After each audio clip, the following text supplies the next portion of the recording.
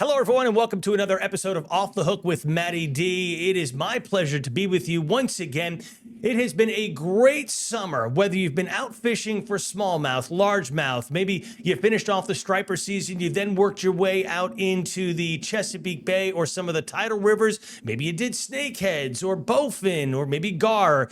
Maybe you did reds, or maybe you're starting to hit on the cobia and you're thinking out and we want to go out to speckled trout. So I have two guests today with me, and you know one of them, he's been on time and time again, Captain Simón Valencia, but our special guest today, we've been trying to get him for a year, Captain Wayne MacMasters.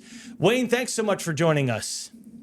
Oh, Matty, my pleasure. I've been looking forward to it. I've enjoyed watching you and Simón, and I know you've had some great trips with him too. So, yeah, this is a pleasure for me. Certainly some challenging trips, but you know, Simón, every time I'm on the boat, and no matter where we are, he's like, Wayne this, Wayne that. I'm like, let's get him on. Let's get him on. So first of all, your Tidewater on the Fly, that is your charter name. Tell us when you began, how long you've been doing it. I know it's been a while. You have a huge clientele. Yeah, thanks, Matty. I've been guiding for 5 years. I've been fishing this water since 1989. So I was a physical therapist in my first life and practiced for 39 years. And then I had one of my patients in 1989 was Kenny Akers. He was a famous saltwater conventional fisherman, and he had a back problem, and I took care of his back, and then he invited me to go striper fishing, and I was a largemouth bass fisherman on Chickahominy River. Mm-hmm. I had a 19-foot Ranger, and Kenny took me fishing, and I caught two stripers that day. One was 26 inches and one was 27. It was up against Mulberry Island, and I probably caught them on like a bucktail or a rattle trap or something, and boy, I was smitten. And I thought, man, this saltwater game is where it's at, bigger fish. And I had never seen, a largemouth pull like that bigger striper did. So I immediately kind of switched gears and kept my boat. I actually finally got rid of my old Ranger to a buddy's son about a year ago. And I've had that original boat of mine, that 1990 Ranger, for all that time. So, and then fly fishing, I fly fished as a kid, and I'm a Delaware kid, so we would fish the lower Pennsylvania rivers, creeks. I'm sorry, like White Clay Creek, yep. And for trout, and that was kind of how I cut my teeth fly fishing. And then in the 90s, I was doing a lot of striper fishing, and then I kind of got smitten with tarpon and permit and bonefish about 10, 15 years ago. Just it gets in your blood, and Chris Newsom, who's an incredible guide up in the Middle Peninsula, was doing a good job with fly fishing, but nobody really had done it down here in Hampton Roads. And so Simón and I kind of started about the same time, and it's been a gift in my life. It's been a dream come true. I really enjoy it. So, that's kind of my backstory. And Simón often talks about how you guys work hand in hand, not trading secrets, but really kind of working with each other so that your clients both have an exceptional outing every time they go. Well, hey, listen, Simón and I fish different, and I give him so much credit. I've told him this many, many times that, he has really forged this sight fishing for redfish in a technical poling skiff. Right. And he's really just carried the weight of that fishery and done a great job of building that. I'm more of an all-around, as he says, an all-around inshore saltwater guy. And I kind of do all three species when I'm inshore. So I do speckled trout, I do stripers, and I do redfish. And I would say my kind of division of sight fishing and blind casting is probably 75% blind casting, 25% sight fishing. And in the summertime, I'm out on a bigger boat chasing cobia, and we'll try and carve out an hour or two a day to do bluefish and Spanish mackerel at the islands. And then we bump into schools of big red drum. And one of Simón and I's mutual clients, about 2 weeks ago, we got into them. I think we got 7. Biggest one was 50, maybe 55 inches, giant drum on fly. And that was a special day.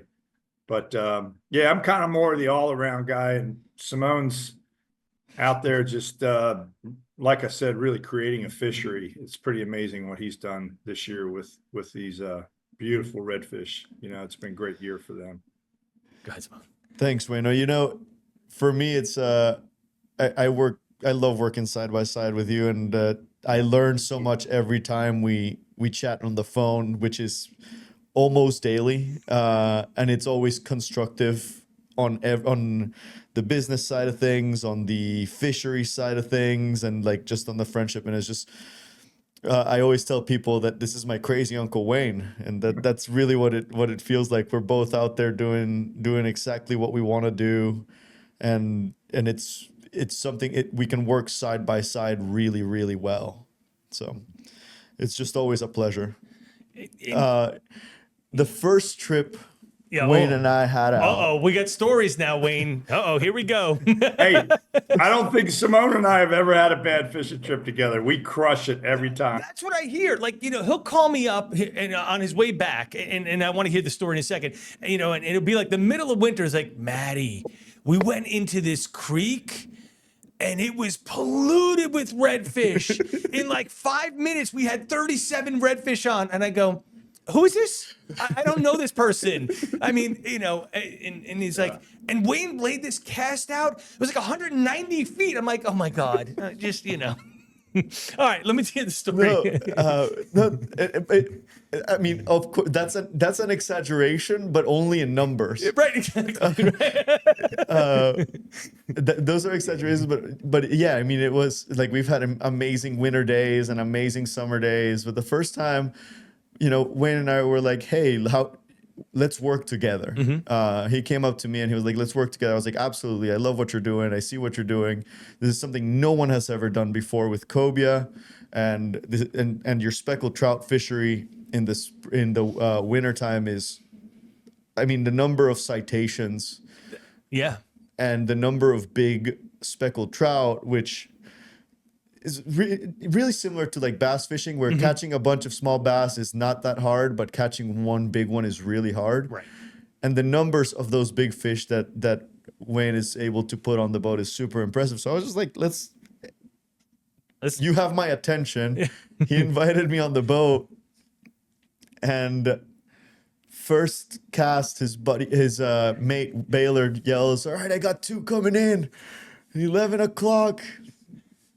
Gives me the shot. I make this big cast, and all I hear is the big 1-8. The big 1-8. And I just set that hook as hard as I can, and it takes off at 1,000,000 miles an hour. What happened after, that was exciting, but what happened after was probably the most exciting fish I've ever caught. Really? Yeah. I mean, because you have caught some great fish, and you and I talk about that all the time. So yeah, there's a handful that almost get up to it, but I was actually telling Wayne today that's the one that, like, there's every moment of that entire event is stuck in my memory forever. Like, I remember every moment, and it was a long fight because Wayne, you want to take over? Yeah, So Matty, he was fighting the cobia, and the cobia made a really hard, fast run, and his knuckle was in the way of the reel, the actual handle. And when it hit his knuckle, it sheared the handle off the reel. So he fought a 55-pound cobia for 45 minutes. Yeah, it was unbelievable. He would strip in about 10 to 15 feet of line, and then he would spin the bottom of the reel to take the line in, and then the fish would take it all out again. It'd be 50 feet out, then he would do it again. He probably did that 12 times over. Demoralizing. Close to an hour. The fish was a massive fish. I mean, so this fish, actually, go back. I keep going backwards. Sorry, let's go. Wrong way. There we go. That one. That one.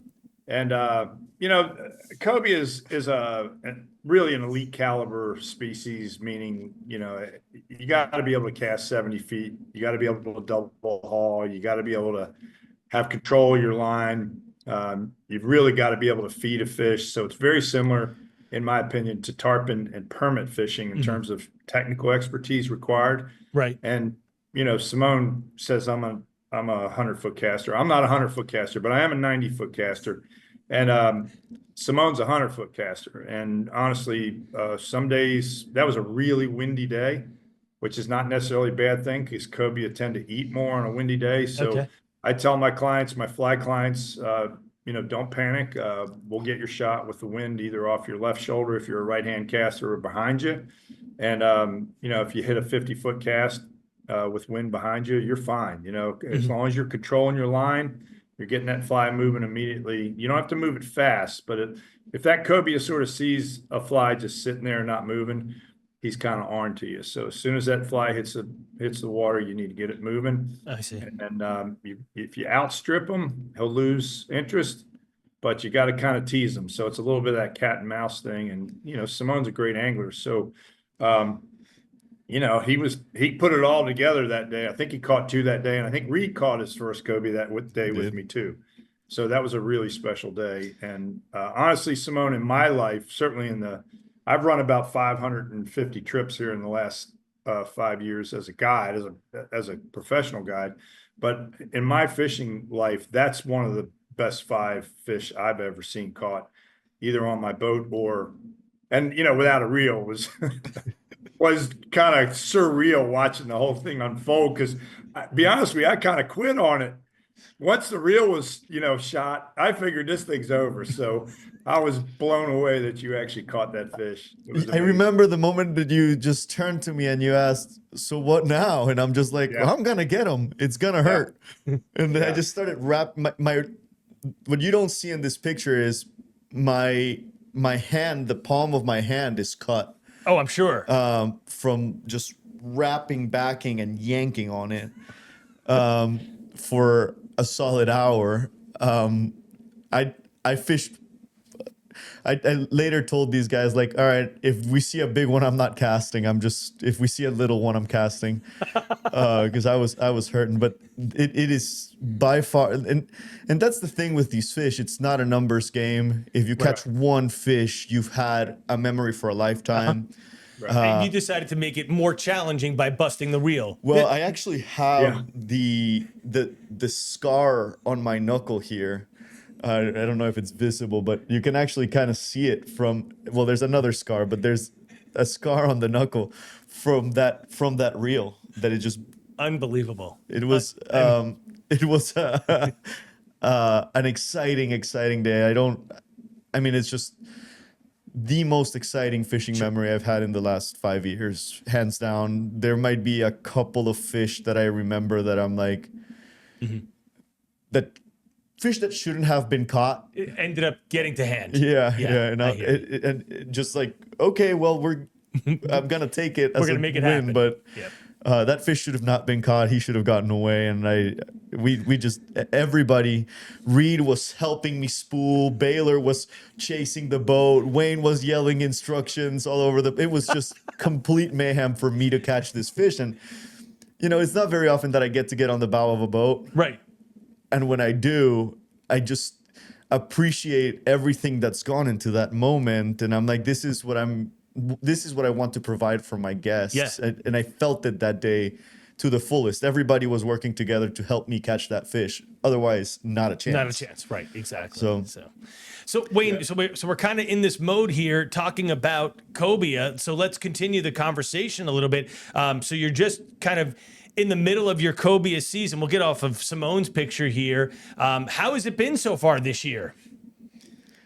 Been a tough year, Matty. It's definitely been the hardest year of the 5 years that I've guided. I've been doing cobia on fly for about 12 years. And when I got into guiding, I called Brian Horsley, who does a lot of charters out of North Carolina, kind of built the Albie on fly fishery down there. And Brian said, "You're crazy, man.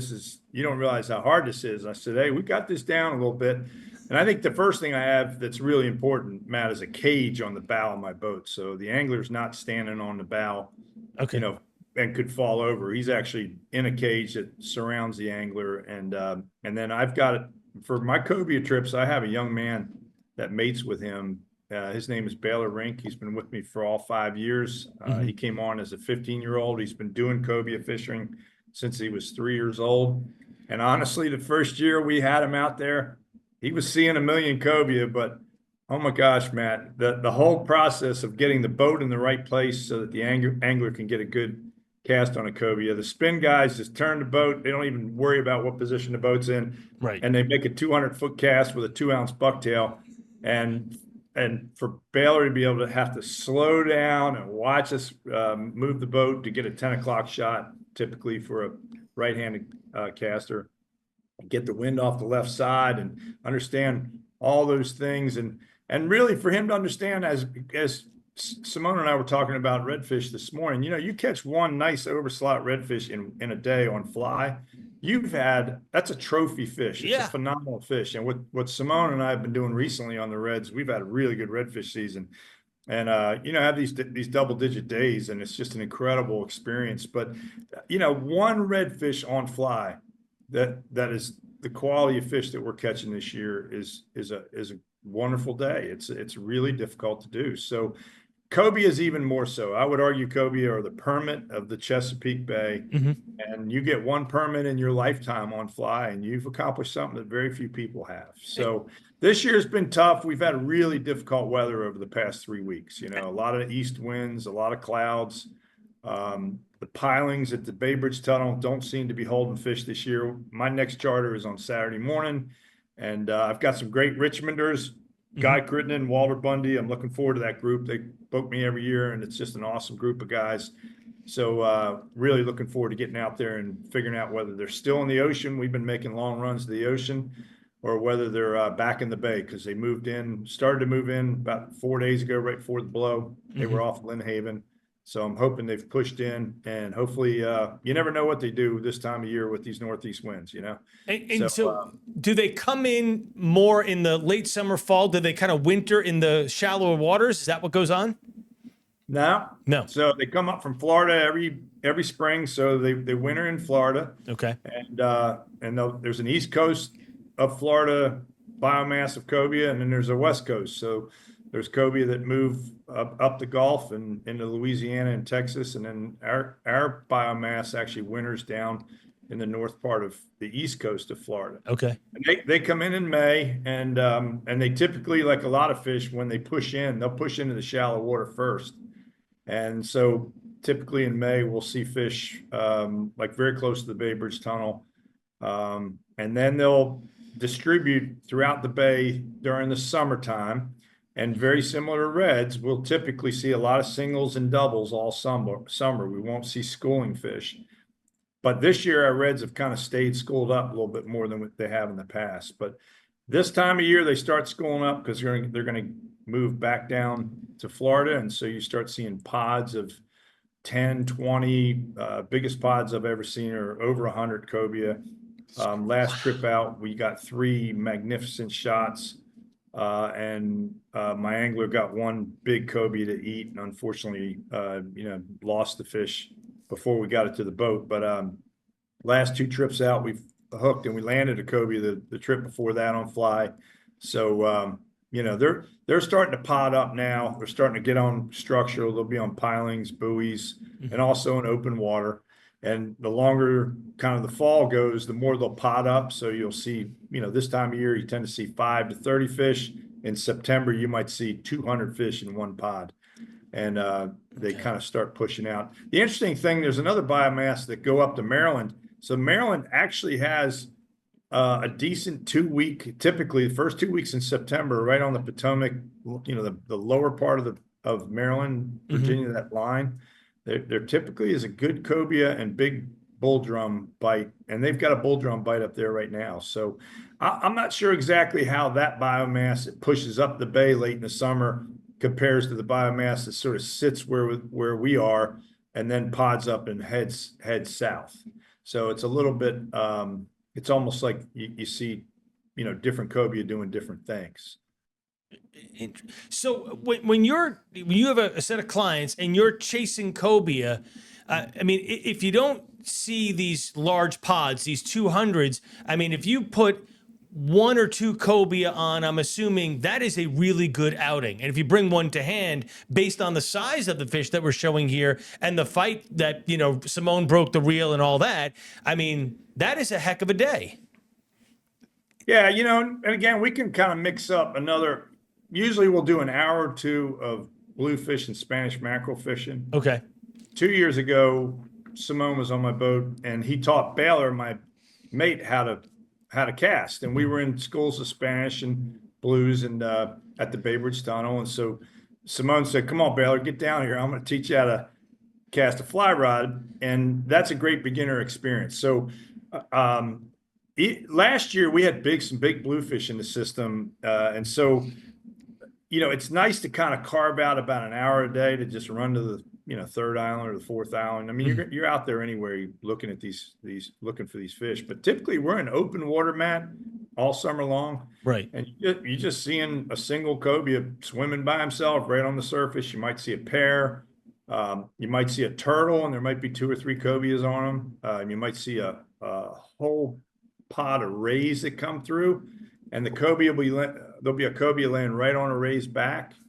Last year we had an unbelievable day where I think we caught 27 that day. Oh my God. We saw a 10-foot manta ray, and there was a pod of cobia on the manta ray. There must have been 15 cobia on the manta ray. 3 of us hooked up at the same time. So we had 1 fly angler in the front and 2 of our spin guys hooked up, and the line on one of the reels went across the back of the manta ray. The manta ray takes off literally out of the water, and there's 3 or 4 cobia riding his back. It was unbelievable. I wish I had gotten it on video.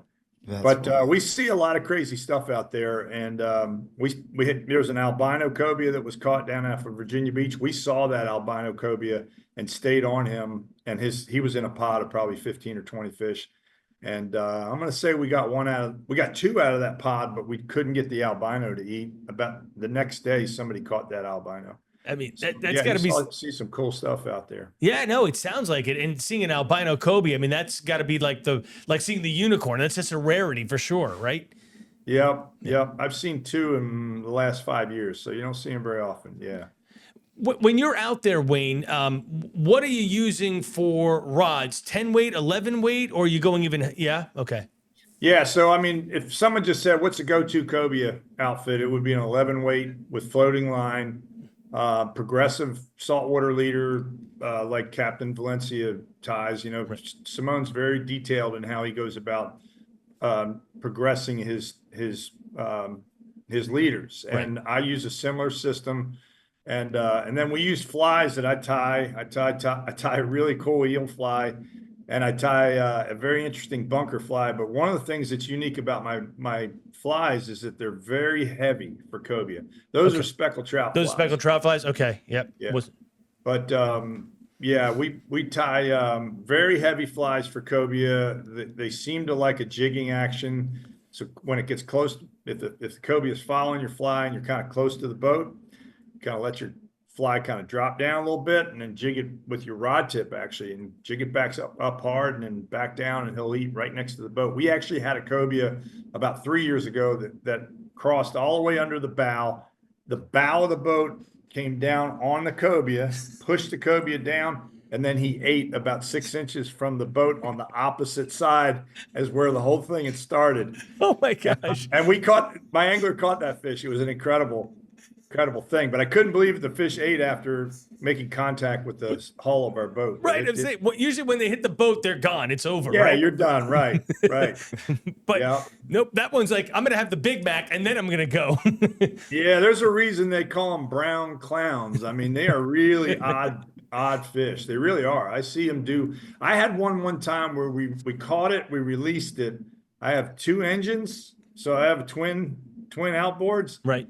And that fish settled in between the 2 outboards. And as we were, you kind of troll at about 5 knots looking for these fish. That fish stayed in between my 2 outboards. It was the oddest thing I've ever seen. So yeah, they are.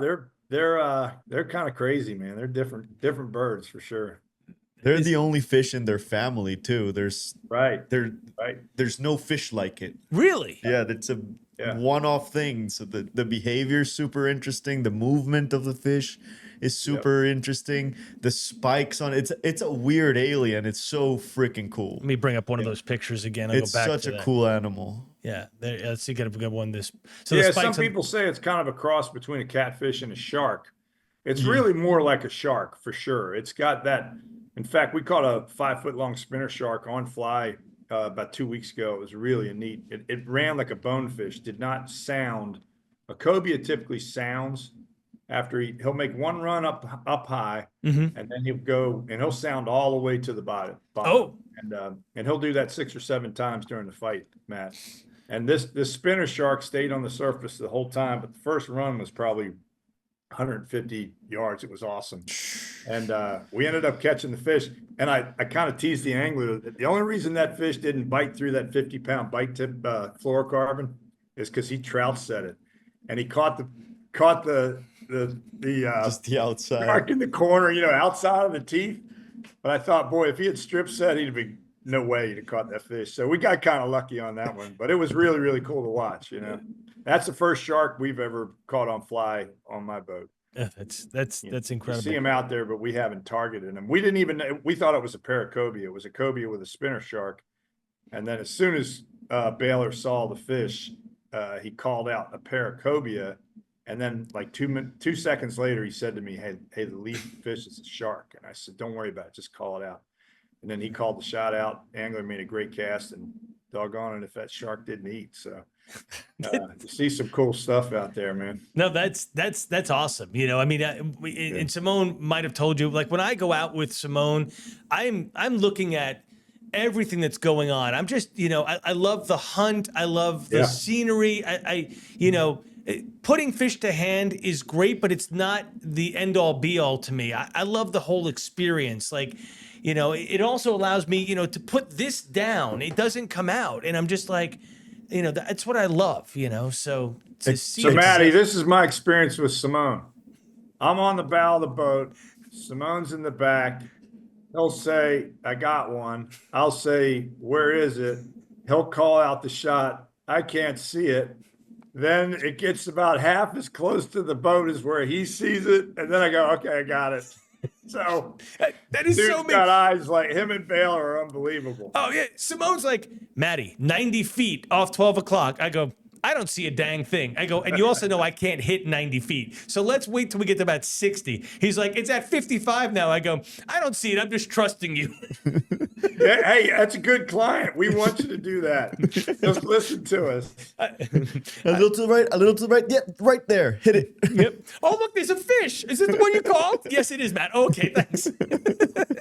I mean, but that's how it is. Hey, I want to just, while we're chatting here, I want to bring up your website so everybody can know. Of course, we're talking to Wayne MacMasters, Tidewater on the Fly, tidewateronthefly.com. You can see more about him, of course. We have a lot more to talk about. Don't get me. You can book him right through his website, call, text, fill out information. So before we get into, well, actually, let's get into speckled trout first, too, because I know speckled trout is a monster part of what your fishery is. I mean, we're wrapping up cobia. You could do speckled trout now, but fall and winter speckled trout, that's like an unbelievable time of year, you've been telling me. Well, the interesting thing, Matt, is we sort of have two distinctly different fisheries. You've got the speckled trout where you have just tons of small fish, and Simón has been running these saltwater educational experiences, these classes for what do we have? Usually have 8 anglers. We have 8 anglers, 4 captains. Yeah, and he does a great job of getting those scheduled during the fall when we have tons of small speckled trout in the system. So I can take a beginner angler and start them out with small speckled trout, and we're typically throwing intermediate lines with clousers, and it's not a particularly technically challenging fishery. So the average fish might be 12 to 14 inches. You'll occasionally hang one that's 20 inches. You can strip fairly fast. Doesn't require long casts. If you get into a school of speckled trout like that, you might catch 50 to 100 fish, and it's just a wonderful experience for a new angler. And then you've got trophy speckled trout fishing, which is 100% swing style fishing. It's floating lines, short leaders. Probably the biggest thing that I modify is the size, profile, color and depth of the fly, and then the length of the leader. And Simón fished me, or I fished Simón last year. I took Simón out 2 years ago. That was the winter of 24. Mhm. And we had a mild winter in 24. So Yep. I ran 22 trips that winter, and we had 18 really good speckled trout trips. I think we caught 30 citation speckled trout. Wow. We set a women's 4-pound world record with a 27.5-inch fish, weighed 5.5 pounds. And the day Simón came out, I said, Simón, it's a little bit muddy today. And he said, hey, man, I know how to fish this, man. I'm fishing the southern end of Richmond, man. I got this down. So he brought this fly with him, and he said, look, man, I want to use this pink and green fly, and this chartreuse and pink. And he said, it's going to stand out in this mud. And I said, hey, I believe you, brother. Go for it. But it wouldn't have been something I'd pick about. And so we anchor the boat, we start fishing, and my boy is just lighting them up, man. And as soon as I went in the creek, I saw him on my side scan. I typically drop an anchor because, as you know, most good swing style fishing is from a stationary position. Yep. So I kind of do very similar to what you guys might do with a spey rod. In fact, Right. That's why I was interested in talking to you about your spey rod, Yeah. because I think it could be a great tool for speckled trout. But we typically throw cross current, swing the fly on the corner of the swing. You got to get your timing right. You got to get the length of your leader right. And then you've got to get the weight of the fly or the depth of the fly. And Simón just got all those equations like the great angler he is. And he started wearing them out, man. And the great part about that fishery, Matt, is it's very cold water. So we're typically talking about water temps that are 46, 45, 48. Fish are very lethargic. So if you're stripping too fast, you're not going to catch fish. If you're stripping with the current, you're not going to catch a fish. But if you're swinging on that, if you're fishing on that swing, Yep. and you kind of get your pace down and you understand how to provide a little bit of action to that fly without too much energy, then you start wearing them out. And I think in less than 2 hours, Simón, I think, caught 20 speckled trout, average size about 20 inches. Not uncommon for us to catch some fish that are, 24, 25. And I think our best day is 5 citations. Never caught a 30, but we had 29 3/4. Oh. We had about 4 28.5s.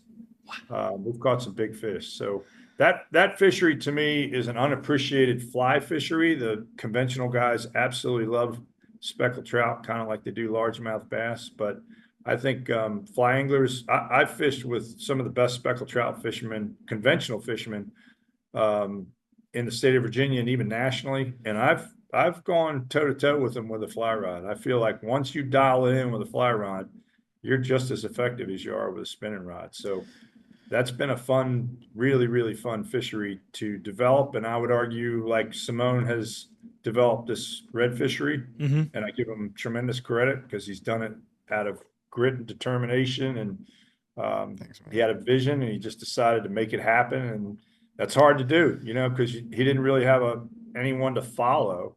He had to Kind of figure it out pioneering. himself. Yeah. And so, I'm out there trying to follow his lead, and I'm very appreciative of him being willing to help me. And I feel the same way with speckled trout. I feel like I've struggled for a few years to figure out how do you get these fish to eat a fly, and made a lot of mistakes. Typically had the fly too low in the water column. So even in 4 feet of water, the fish might be on the bottom, but they are not eating down. So you got to get your fly up in the water column, and I had to shorten my leaders. I had to lighten up my flies. Gotcha. And I had great anglers on my boat. I don't know if you guys know Reggie White, but Reggie's been a good client of mine, wonderful guy, really, really fun. Him and Fred Cousins booked me, and watching Reggie with a fly rod has been a pleasure with speckled trout because he's very good at it. And he's somebody that's helped me dial that in. So that's been really fun for me to create, Matt, has been, because I didn't really have anybody that was doing it. So, I started out fishing them like I do in the fall with IM lines and faster retrieves, and not really understanding how these fish ate and where they were going to be. I was fishing too deep of water. You know, it's amazing that they come up on these mud flats when the water is that cold, but you got to go shallow, and it's counterintuitive. You're thinking, no, they got to be deep, you know, and in the winter, but they do go deep. But when they come up to feed, they're feeding on those mud flats. So Gotcha. yeah, there was a lot of just trying to figure the thing out, you know, and it took me a couple of years before I got proficient at it, and now I feel like I've got it dialed in.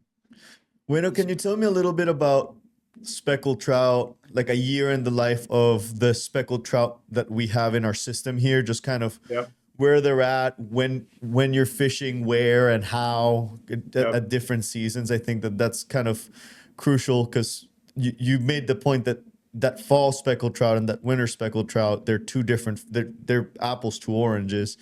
But what do these fish do and kind of why? You know, kind of what's the mentality, kind of starting Well, in the Maddie, summer? Simone and I went out this past year, and again, we had a really good redfish day. So I catch redfish all the way through the winter, Right. and I enjoy the winter red fishery. And I think we have a much better winter red fishery than people realize.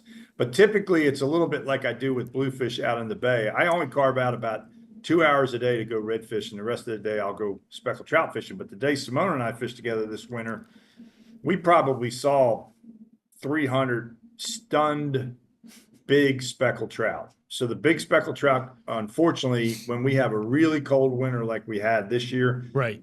they'll die because what they do is they push back. They're all the way down in these river systems. So they might be way up in the Nansemond or way back in the southern branch of the Elizabeth River or the Lafayette River or the western branch or the Warwick River.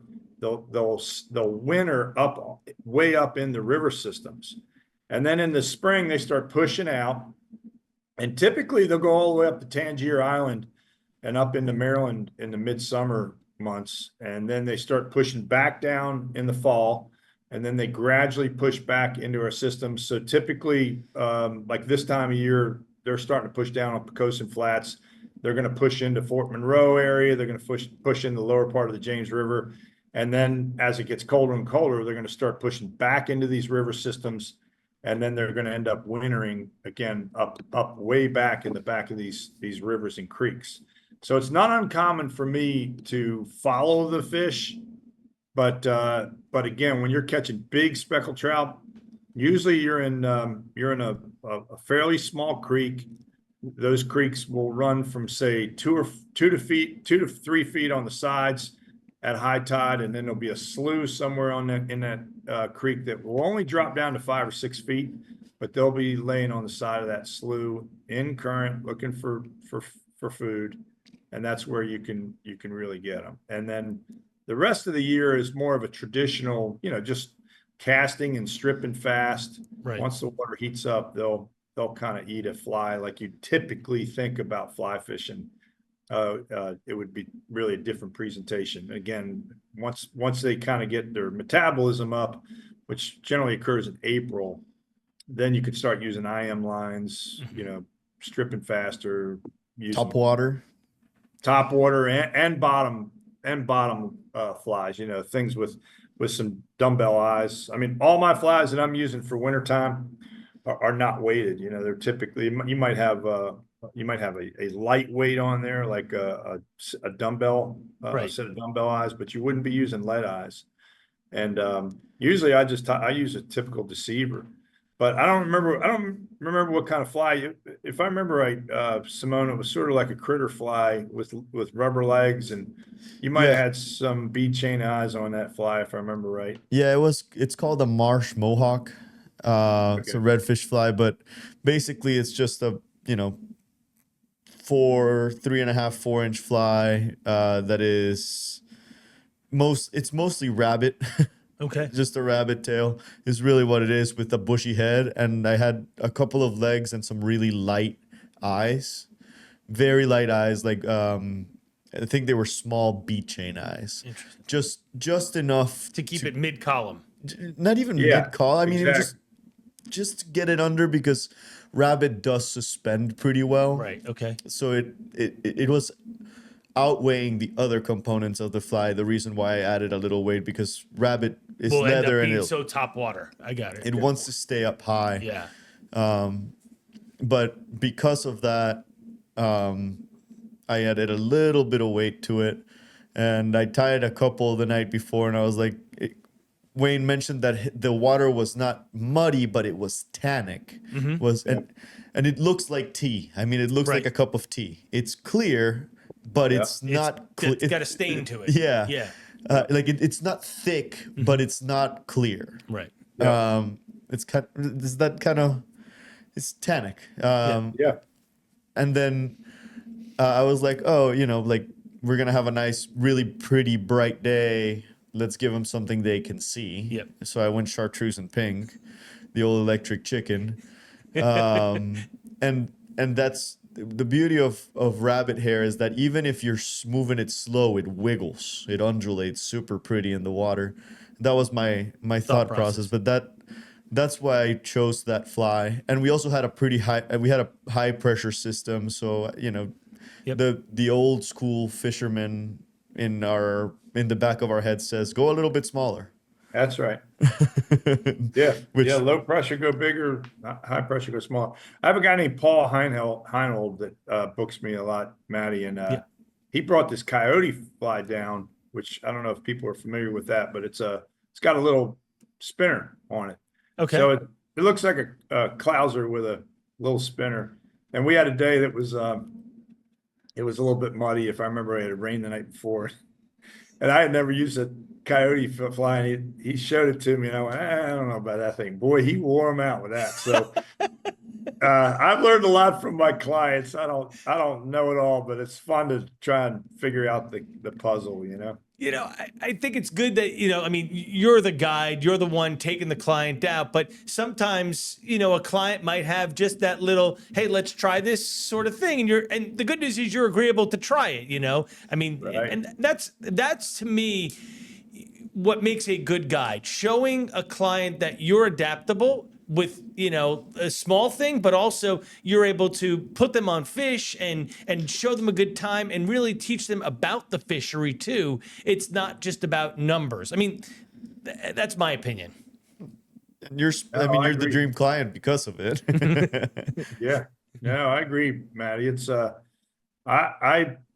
Simón and I talk a lot about the experience. I think one of the things that he's doing a great job of right now is people pick up on Simón's passion, and they pick up on how much he cares and how hard he works, and I feel the same way about how I go about my day. I work really hard, and Simón teases me because I'll frequently, I'm a runner and a gunner. I like to move around. So I believe it or not, Matt, I will frequently fish a couple hours early in the morning in one location, and I'll pull the boat, and then we'll go to another ramp, drop back in. And this week, for the first time ever in my guiding, I actually went to 3 ramps in one day. Oh my God.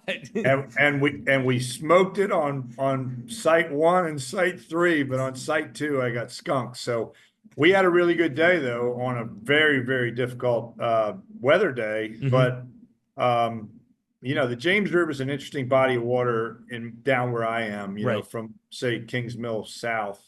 And I've had really good fishing for both redfish and and stripers recently, and then it will hold speckled trout, so it'll hold all 3 species. So some of those days that, as Simón kind of calls me an all-around inshore fly guy, I think he's right. There's a lot of those days I'm trying to piece together different experiences, mm-hmm. and might hit reds early or stripers early, and then you might be going after reds with high sun. Then you know that the speckled trout are going to be on a slough during a certain tide phase, and I might be trying to get over there during that tide phase. So I kind of mix my days up between locations, and then I also mix my days up by some blind casting, some sight casting, kind of different species, a little more all around. And like Simón says, he's focused on that red fishery, sight fishing for reds, and has done a wonderful job with that. So it's all fun, man. It is all fun. At the end of the day, you want to go out, have the experience, and have a good time because, that's what it's all about. You learn something, you have a good time, you come back the next day. Yep. Maddie, yep, go ahead. times to book for specs? Yep. Like, what's the season for you as a guide? When do you want to start taking out people who really want to focus on? Yeah. And as we said, you're an all-around guide. As soon as those fish are in, you're gonna know. And your inshore day where you're catching redfish, stripers, and speckled trout. I mean, Yep.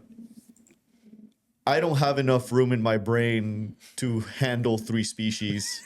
It just doesn't work like that. But you're able to handle all of them and I'm make the old. move. I've been doing this for a long time.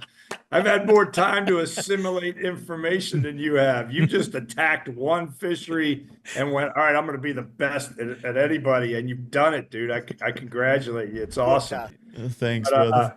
I would say for a beginner angler, I think I have great beginner angler experiences in October and November. And I know, your classes are in late October coming up here, Simone. I think that's a great time of year. I think for those in your audience who want to catch a trophy speckled trout on fly, which is, in my opinion, it's just an incredible event. I just love it when it happens. Honestly, any month from November through March for me, with January being the most, as you guys can appreciate, the most weather challenged. Right. So I would argue 2 years ago or 3 years ago, I'm getting my years mixed up. Late January was our best. We had incredible late January. But if you look at your cycles around the moon, so those in the audience, this is a bonus point here. Everybody should perk up on this. If you look at your moon cycles and you pick your full moon day and your new moon or night, that day, and then you fish 3 to 5 days before those two and 3 to 5 days after a full moon or a new moon, those are really good days. Gotcha. And for new moons, I don't even mind getting right on top of a new moon. But what happens with a full and new moon is you have really high tidal coefficients. So you have really high tides and you have really low tides. So you have a lot of water moving. Fish tend to be more active. So if someone said, hey, I want to catch a trophy speckled trout in Virginia, I'd probably tell you, just look at your moon phase for November, December, January, February, March, and you figure out your schedule where you could get on my schedule 3 to 5 days before the full moon, or say 2 to 5 days before the new moon, and book a couple of days. We don't have to fish full days because typically, depending upon factors, I'm going to really look at it and think, you know what, we're going to have and I did that with you that morning, Simone. I said, listen, we're going to have really good fishing between 8:30 and 10:30. And then either we're going to lose current, it's going to be a change of current, not worth fishing through, or we've got the right situation where it might be really good this time. So you don't necessarily have to book a full day with me on those days. It can be, if you want to book a full day, then we're going to spend couple hours looking for a school of reds. And if we get on them, they're great. They don't fight like they do in the summertime, but they're still magnificent fish. And Simone and I had a really special day this past winter on reds and caught some really cool fish that day. Both of the times you and I have shared time on the boat in the middle of winter. One time was January. I mean, there were they were a year apart, but a week apart. And both of the times I was so impressed because I give up around December. And it's just really, I'll fish, but I won't take people out because I don't have it down. But both of the times you and I have gone out, the days have been nothing short of incredible. And it speaks to where you're fishing, which is a very specific system. And B, to your knowledge of it, because it is a labyrinth where you're fishing. And it is, I mean, it's so easy to get lost in there. I had a guy in, Maddie, from Memphis. I forget his name now. He was in for a conference, was here for about 3 days, and he called me and said, hey, I'm guided for about 20 years, freshwater guide. He said, I've done a lot of saltwater fishing, and I'd love to get on your boat. And I said, awesome. I think his name was Judd. And I said, great, let's go. And so he said, I got this day, and it was like a January or early February day, Right. similar type time frame. So the guy comes in and he said, you know, I'd rather not bring any equipment. I said, don't worry about it. Typically we throw 6 weights. Mm-hmm. So sounds light, but believe it or not, we've caught 35-inch redfish on 6 weights. As long as you got a little bit of time on your hands and patience, there's no reason you can't catch a big fish on a 6 weight. But on the speckled trout, I really like throwing 6 weights. We do throw 7s and 8s also.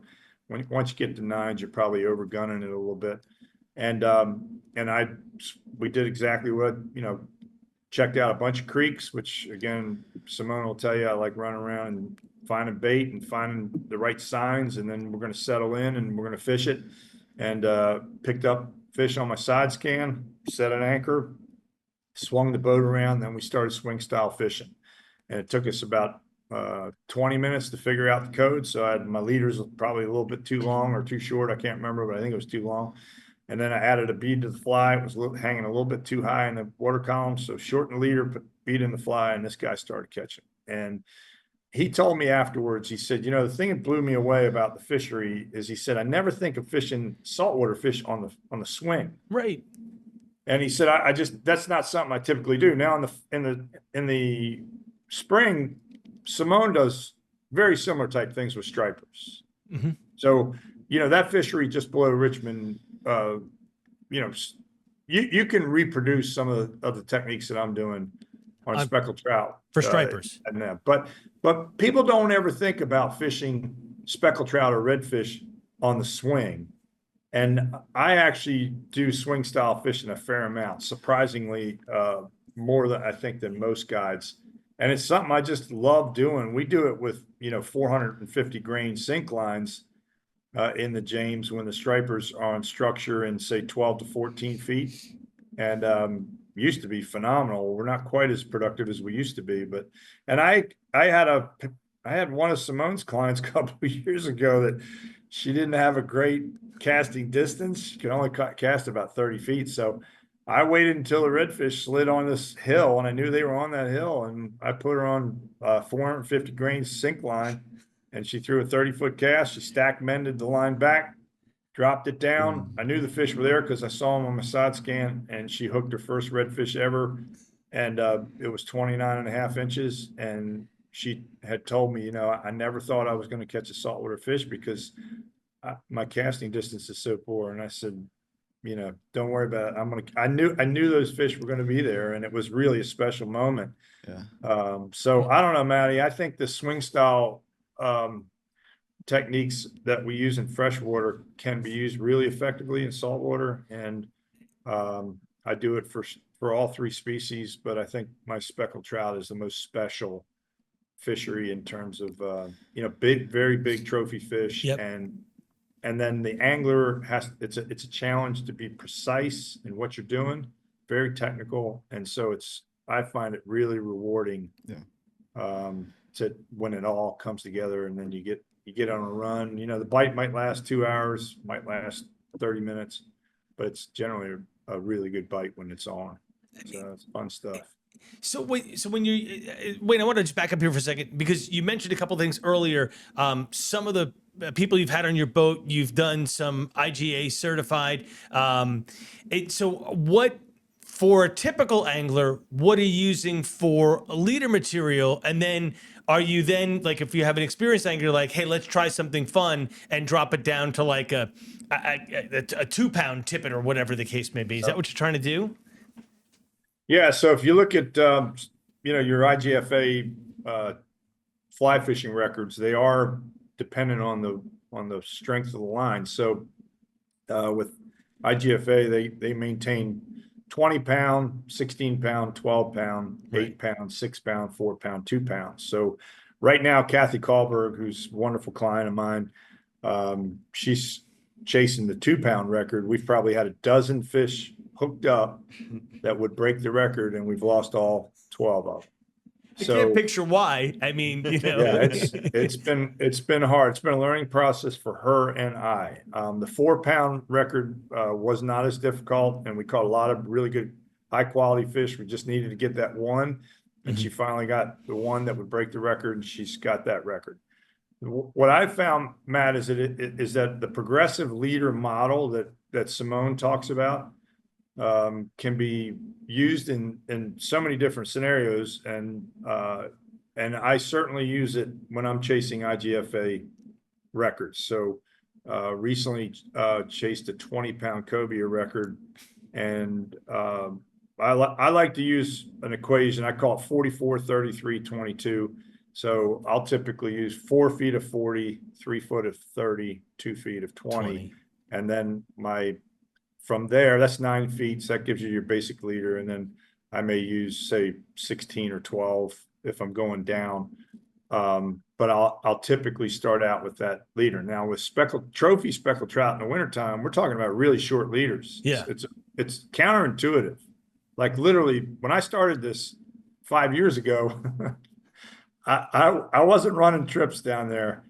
I was trying to figure it out, and I would call the conventional guys, and there's a wonderful, probably best conventional fisherman in the state of Virginia, maybe a guy named Rudy Lavasser out of Chesapeake. And he kept telling me, "You're fishing too deep." And I said, "Well, Rudy, I'm seeing I've got these fish on side scan. I know kind of where they are." And he's like, no, you're fishing too deep.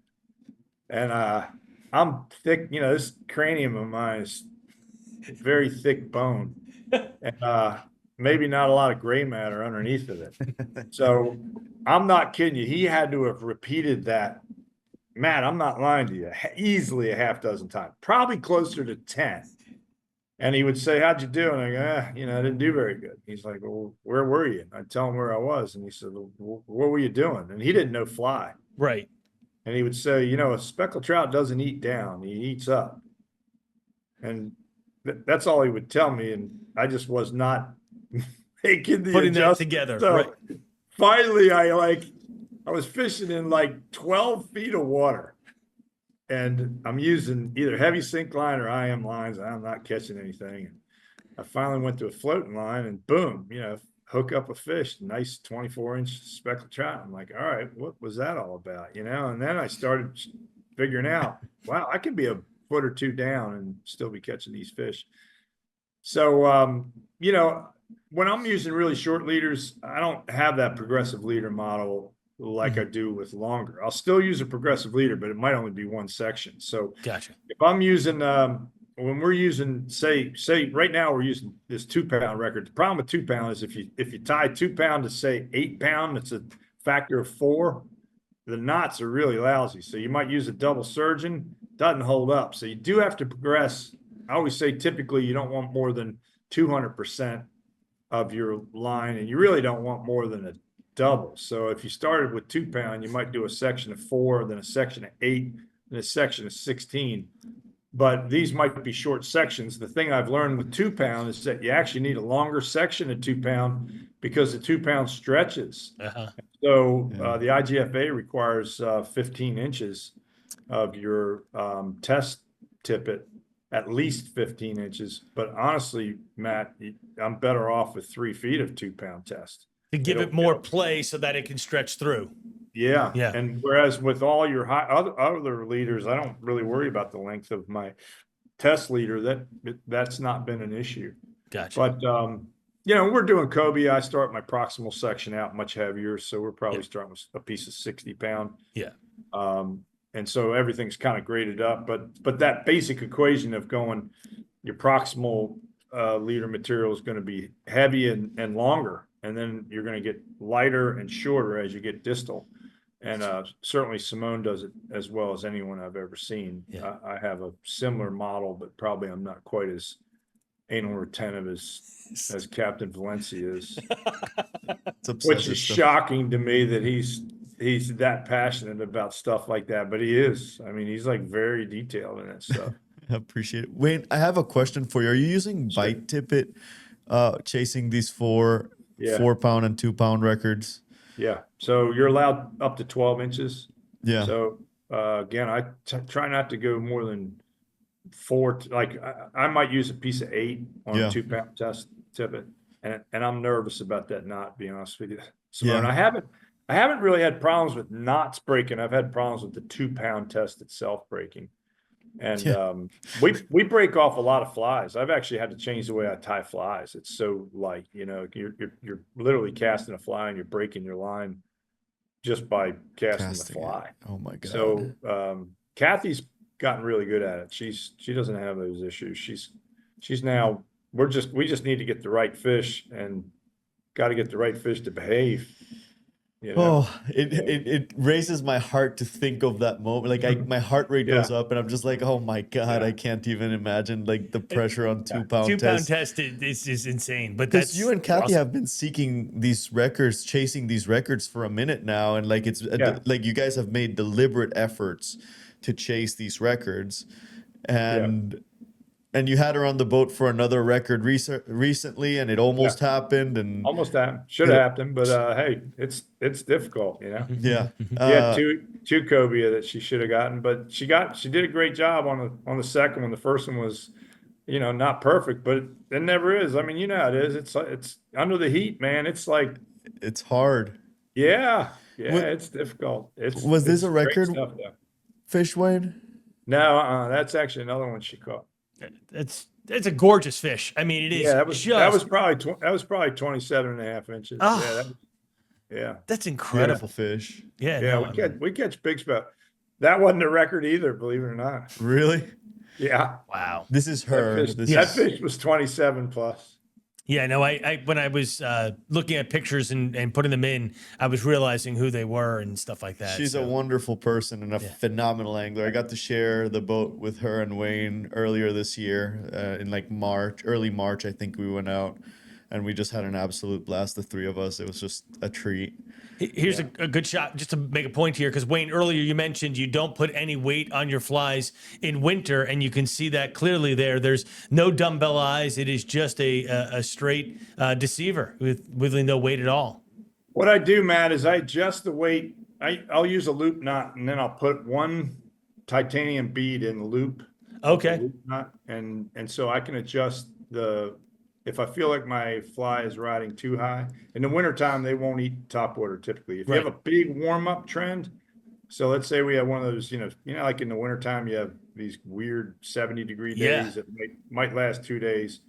After that second day, I might go topwater early in the morning, but very rarely. Usually you got to get the fly down a little bit, but not too much. So it literally is a game of just right. Yeah, I mean, it's you just got to keep modifying until you get that equation right. And boy, they'll tell you when you do. The instant feedback is great. I mean, that's what you're looking for. And they give you that feedback. It's so cool, especially because the strike of a speckled trout is, it's just obvious. Right. I mean, it's a hammer. Yeah, it goes. They don't fight great, but boy, when they hit, it's a hard hit. There's my boy Fred Cousins. He's a good Richmonder. What heck of a fish! I mean, the girth on that fish alone is incredible. Yeah, they're special fish for sure. Yeah.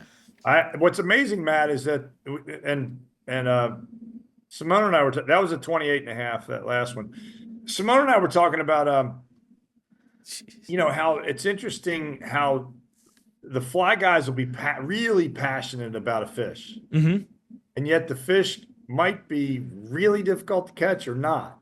And muskie is a good one, where you have the fly guys are all eat up with muskie. Redfish, they're all eat up with redfish. Smallmouth bass, all eat up with smallmouth. The conventional guys are all eat up with largemouth bass, with speckled trout. Most of my conventional friends could care less about catching a redfish. Jeez. They will die to catch a citation speckled trout. I mean, they'll wake up in the middle of the night to catch a big trout. They could care less about a red. Yeah. And their theory is that a redfish is just a dumb, eating machine. There's no challenge to it.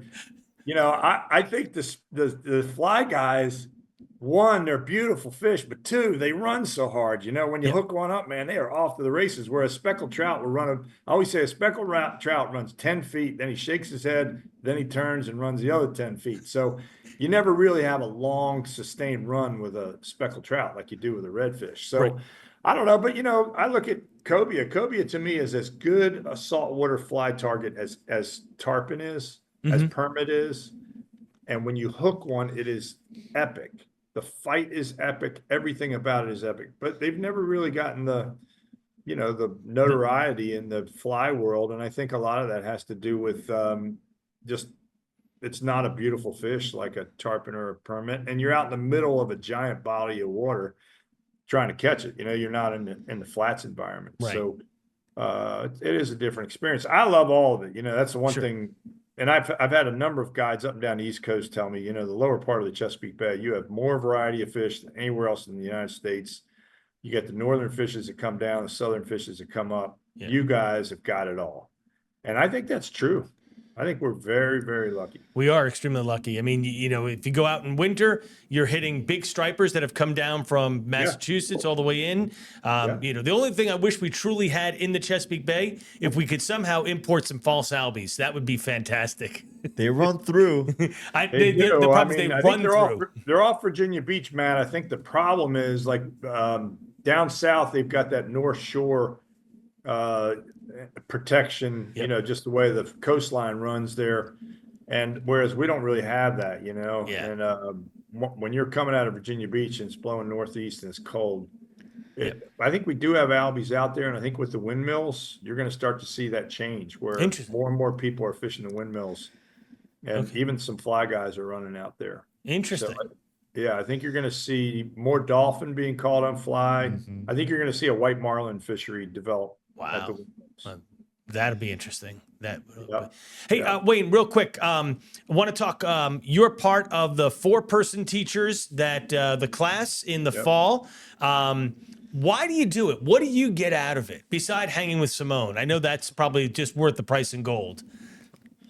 Well, the interesting thing, Matt, is being a part of current culture for me has really been a gift because, there's a reputation, I think, of the fishing guide community. People don't realize how hard the job is, number one. And number two, you're solo, you're out there and every day's pressure, it's, I saw, it was a Florida guide, one of the famous old Florida guys say, if you don't care, there's no pressure, but if you care, it's the most pressure packed job in the world. And I think there's a lot of truth to that because if it's 3:00 in the afternoon and you can't find fish, and Simón and I both had those days, you feel terrible for the angler. You feel like you're not, doing what you really wanted to do, even though you're giving it everything you got. And so for me, being a part of a team, really important, Matt. So I think Simón, I'm a huge fan of. I actually booked Keegan, and he fished me for gar and snakehead and bowfin back in when was that? Maybe April. And I caught my first gar, long-nosed gar and fly, which was a real treat. I didn't even know what it was all about. So I thought that was really cool. We did not get a snakehead that day, but I certainly appreciated the fishery. It was absolutely gorgeous up there. Loved everything about it. And then, Reed, same thing. I feel like Simón's put a group of guys together who we get along well. We do different things. We play off each other. We're not really worried about sharing. If someone wants to share information, get my information. I'm 63 years old, soon to be 64, Matt. I'm more than happy to share my knowledge with these guys. So, I don't know. I just think Simón has put together something really special. The classes are phenomenal. Like the cool thing with those classes are they're not just good for a beginner angler. If you're like a really experienced angler, they're still an awesome class because we get into all kinds of stuff in that class. And Simón does a great job, provides food and beverages. Then we go out for a half-day fish. I mean, they have been it's just a phenomenal information sharing. You get to meet 8 anglers. You hear from everybody. Everybody's got a story. It's just been, oh my gosh, we've had so much fun with that program. It's awesome. And like I said, even if you're an experienced angler, if you go to it, you'll learn a ton. All 4 of us open up our fly boxes and show us and we're all doing different stuff. It's unbelievable. Like we might fish the same fishery and have completely different stuff. Like I fish lighter color flies than Simón does. I was showing some of my stuff to Reed, and Reed's like, "Good gracious, how do you catch a fish with this thing?"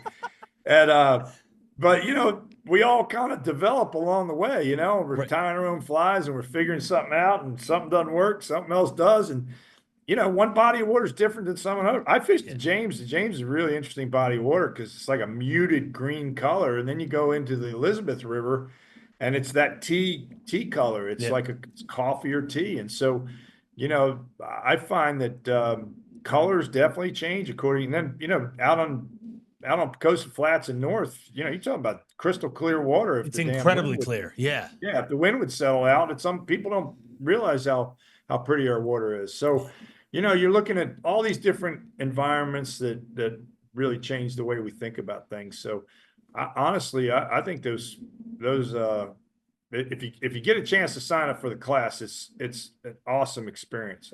Everybody seems to really enjoy it. We have 3 seats open for the 26th and 4 seats open for the 19th. Okay. I think that's the numbers right now. But lots of interest. We've sold these out every year, and I'm not super concerned about it. They will book, but you should get on them. And Wayne, to your point, that they're good for the advanced angler. I always actually treat them as an intermediate to advanced class. We do a lot of beginners classes through the year. Yep. Yeah. And I do treat them as an intermediate to advanced class. You get there and we're talking about knots, and we're not teaching you how to make a knot, but we're talking about our knots. We're talking about our leaders. We're talking about our fly selection. We're not teaching you how to cast. It is truly for that. And it was something that for years we were lacking. We were having all of these events for beginners fly tying, beginners fly casting, beginners comprehensive 2-day class, and we were lacking that next level class where like you really begin to focus in on what you're doing. Yep. And then I was like, well, I have the best 4 dudes in the world to do this with for saltwater in this area, and I have like they are gonna be the best teachers we could have. Let's put this together. And I think we really hit on something special. You do need to know how to cast to come to this class. Right. I don't need a big cast. I don't need an amazing cast. Can you get the line out 30 feet? Do you know what a clinch knot is? If you don't, I'll show you quickly, but I'm not going to show you how to make it. But this is not a knot tying class. Correct. Right. So it's skipping over the bare basics, and I think we hit at that middle group of people, like that let's expert freshwater angler who is the best trout angler in the world, but has very little knowledge on saltwater, or is just barely getting into saltwater. and has never done it or wants to do it on their own. Because the other thing about the class is that we do it in places that are easily accessible by wading, paddleboard, canoe. We choose specific areas to do it out of so that it is accessible. Right. So to me, I look forward to those classes all year long. I remember the first time we did it, all 4 of us, Wayne, Reed, and I, we just left big smiles on our face. Like we did a really good job at this, and we gave people what they came to look for. It's good. Right. And I also think that it's a really cool switch for us to go from a hospitality mindset to an education mindset. Of course, we always try to blend both, but on a boat, I think it's safe. On a guided trip, it's safety first, hospitality second, education third, catching fish fourth. This gives us an opportunity to flip those middle two and put education at the top. Yep. Just after safety. Right. And on a guided trip, I'm hesitant to correct the cast too much. But when we're out and we're on our second part of that day, I will give you as much feedback as you want on your cast because we are here with that purpose. So I think it's a special opportunity. And I mean, Wayne, I know Wayne loves it. I know Reed loves it. I know Keegan loves it. I love it. It's one of the best days of the year for me. Patty, it's the only chance I get to sit in the back of the class and heckle Simón. I mean, the only thing missing would be if I could drink at the same time, but I behave myself because I got to take the group out. But I mean, the rest of the year, he's heckling me. Yeah, So no, I get it for sure. Hey, Yeah. let me just bring this up here again. If you want to register for the class, again, as Simón said, he believes he's got 4 for the 26th, 3 for the 19th. You go to currentculturefly.com and you go to the classes and events page. I blew it up there so you can see. It is an 8-hour class, 4 hours, 4 guides, 8 guests. It's so easy. We have lunch. I mean, they do it up really, really well. I do want to, we've kept you on for a ton of time here, Wayne. So let me just pull this up here. If you want to follow Wayne on Instagram, Tidewater on the Fly, you can search that and you can see why you immediately, when you look at these fish, you go, I need to book Wayne right now because I need to do this for redfish or cobia, or again, the wintertime speckled trout is just absolutely killer. And why not swing on the fly? That's the thing. I mean, swing a fly, catch a speckle with the shots like that. And if you want to book Wayne, tidewateronthefly.com. You can book him. His rates are there as well. Wayne, first of all, thank you for the time. We've gone like huge, an hour and 15 plus. It's been, your stories and the way you've explained things are great. I have one last question and we'll make it short. When a client calls you, what do they need to bring to the table when they've now booked you? Just a good attitude, and then we're going to discuss what equipment is going to be used. I always say if you bought your equipment, you ought to use it because that's why you bought it. Mm-hmm. But I've got really good equipment for both big water as well as everything. So Gotcha. The only thing I don't have is I don't have any spay rods. And I told Simón, I said I want to get Matt on my bow of my boat and see if spay casting for speckled trout and swinging through a little bit longer casts would be productive. But honestly, Matt, one thing I admire again about Simón is that he takes care of the hospitality piece really well. And I do the same thing. I buy my clients lunch. I always have drinks. I don't have alcoholic drinks, but Right.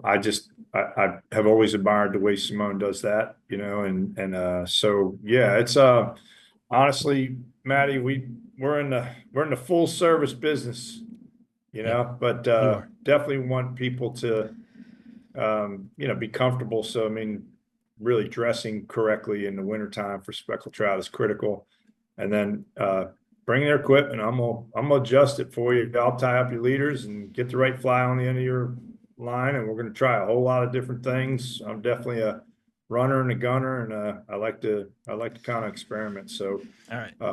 it's always a fun day, and I liked having a great time. I booked Simón for all my buddies. I played football at William Mary, and I have a group of guys that comes in every year, and these knuckleheads. I put one guy that was 6'8", 300, and the other guy that was 6'3", 285. I put him on Simón's boat, and Simón pushed him around. They caught He's got a about 16-foot skiff. They had an epic time, but I tried to talk Simón out of taking these two guys. He's like, "No, man, I want them. I'll take them." And he did, and those guys came back and said, "Oh my gosh, that dude worked his butt off all day long. He was awesome." He Love the does. stories, So now I think Simón and I kind of roll the same way. So do Reed and Keegan. Yep. Everybody's really looking to just give people great experience. So Good deal. Wayne, I'm going to book with you. I'm going to bring my 14-foot spay rod. I'll also bring the switch. Yeah. We'll discuss it. We'll have some fun. If it works, great. If not, whatever. Right. We're just going to have a good time.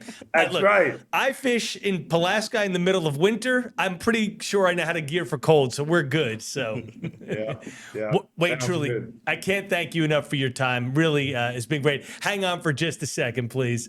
All right, man. Thank you.